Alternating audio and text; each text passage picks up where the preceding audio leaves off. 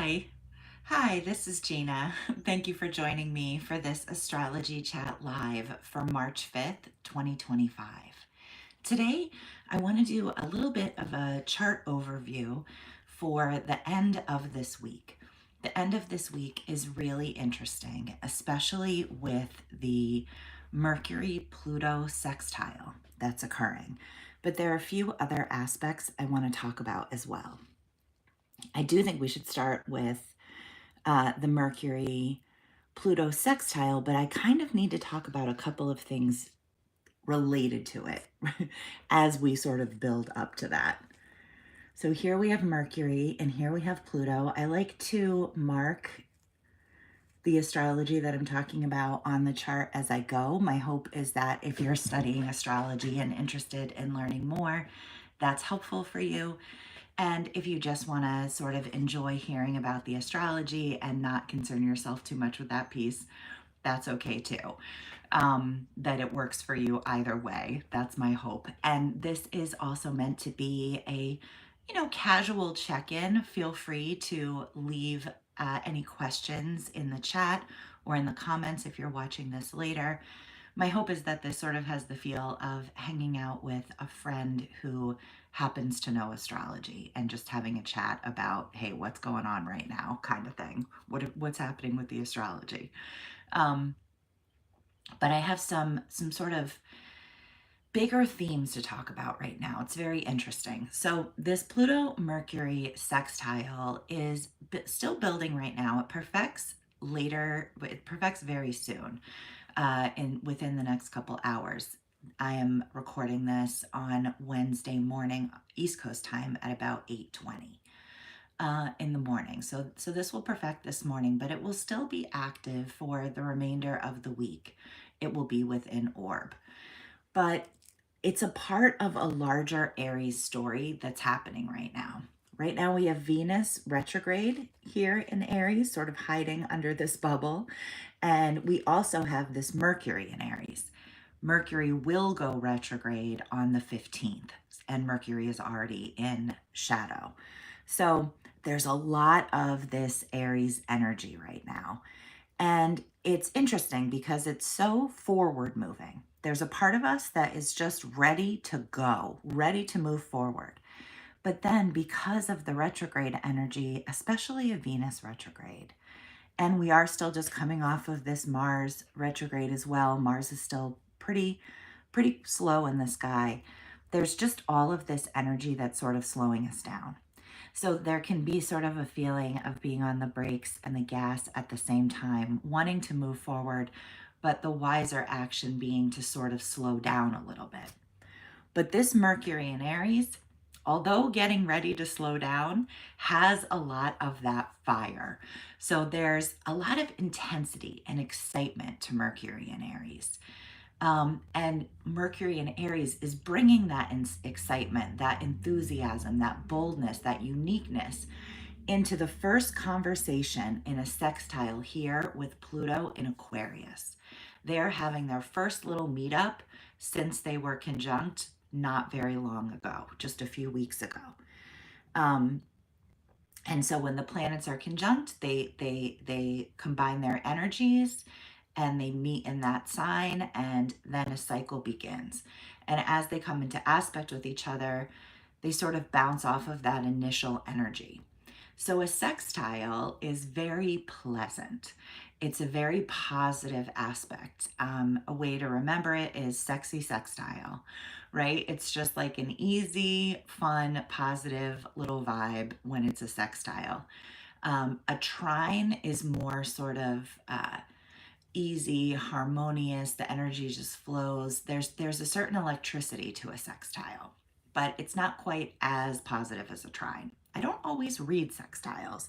I don't think that they're always as important, but this one is because of everything that's happening in Aries right now and because Pluto is newly in Aquarius.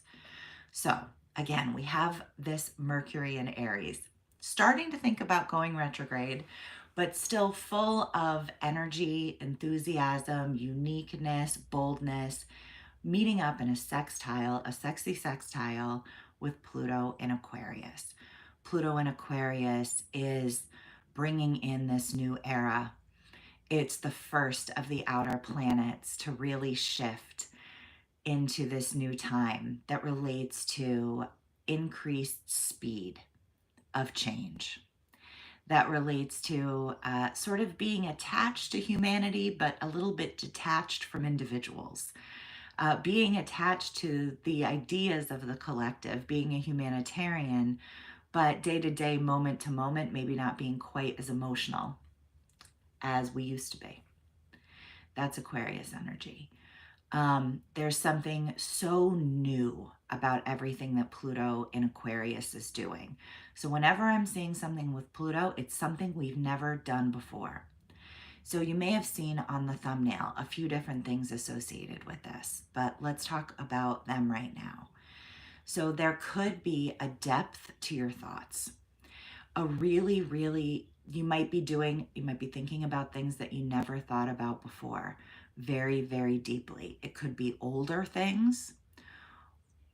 It could be something that's happening right now, but some sort of deep thinking about a subject in a brand new way could be a part of the end of the week for you.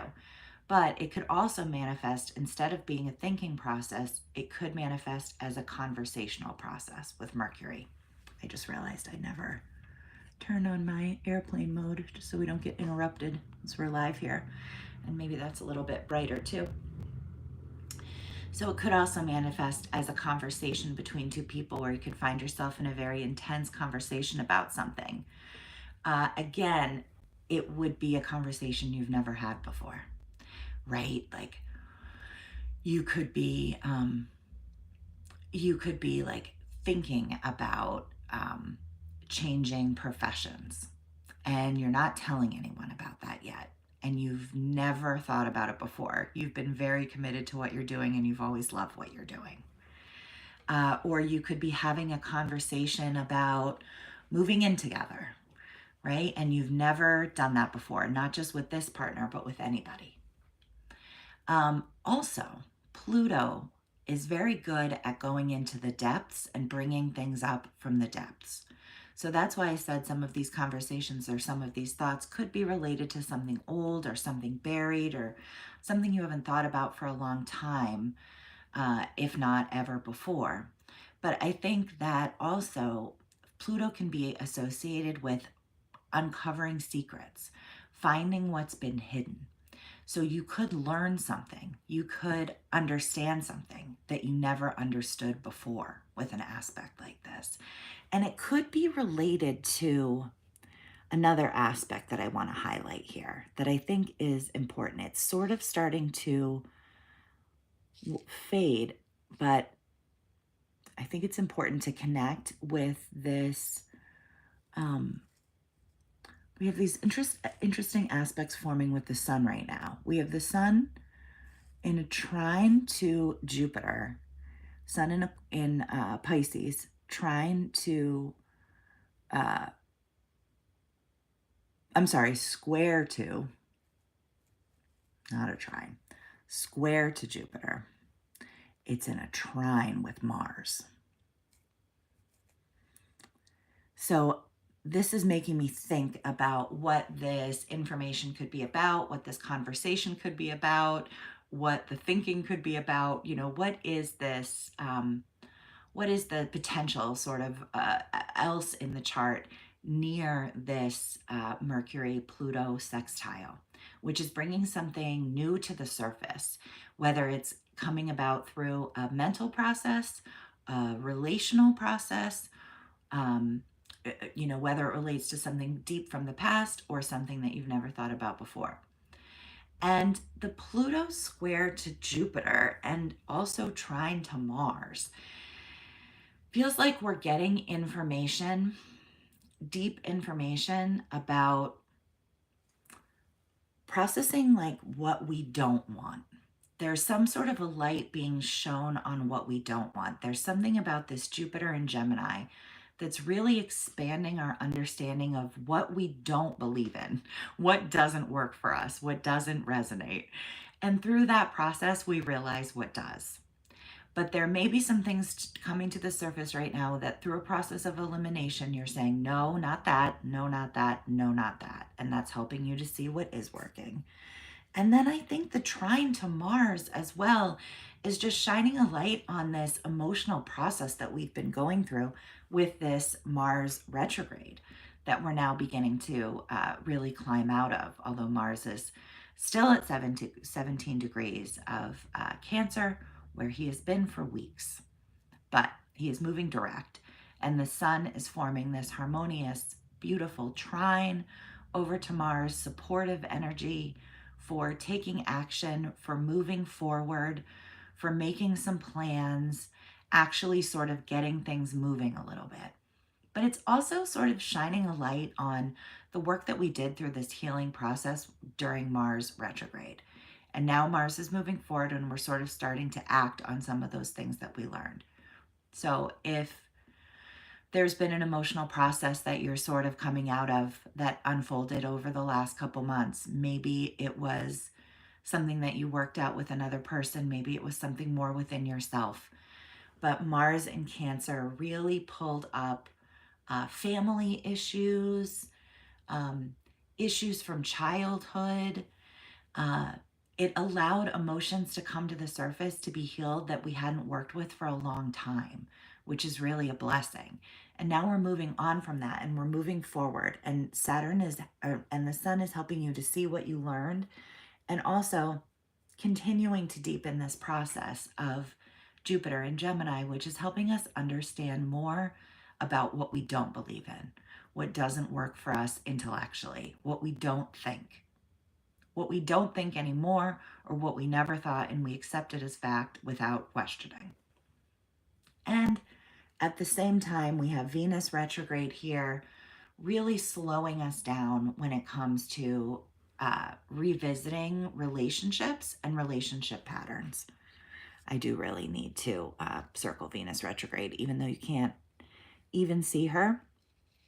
She deserves a circle because we're talking about Venus retrograde here. It's very important. And it's really calling our energy and our attention to our relationships, to old relationships that we've had in the past, to revisiting relationship patterns, being able to get a good look at the way that we instinctively do things and question it and make a change to it. So we have that slowing down when it comes to thinking about relationships. We have this intensity coming in with the Mercury Pluto sextile, the potential for intense conversations or deep thinking or uncovering some hidden truth, something we haven't known before, something we haven't worked with before, and we're doing it right now very intensely and intellectually. At the same time, we're sort of moving forward now with a little more energy and motivation after having worked with a deep emotional process with Mars retrograde in Cancer. And we're also having a lot of light shown right now on what we don't want. And this is more positive than I can explain. It's weird how when you realize what you don't want, it can be really uplifting, to realize that it doesn't work for you and what that means in terms of what does. Sometimes you can almost just do the opposite.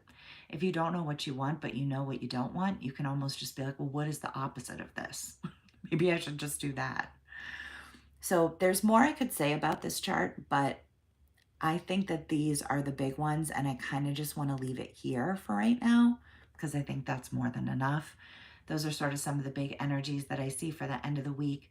I'm also going to attach here a video I did about things not to do with Venus retrograde. I think that sometimes that can be helpful, especially with this Jupiter and Gemini energy. And also I will attach a video about Mercury going direct in Aries while Venus is retrograde. You might enjoy that as well. And just thank you so much for being here. Please give this video a like if you enjoyed it. And I hope you have a wonderful day. I'll be back again tomorrow.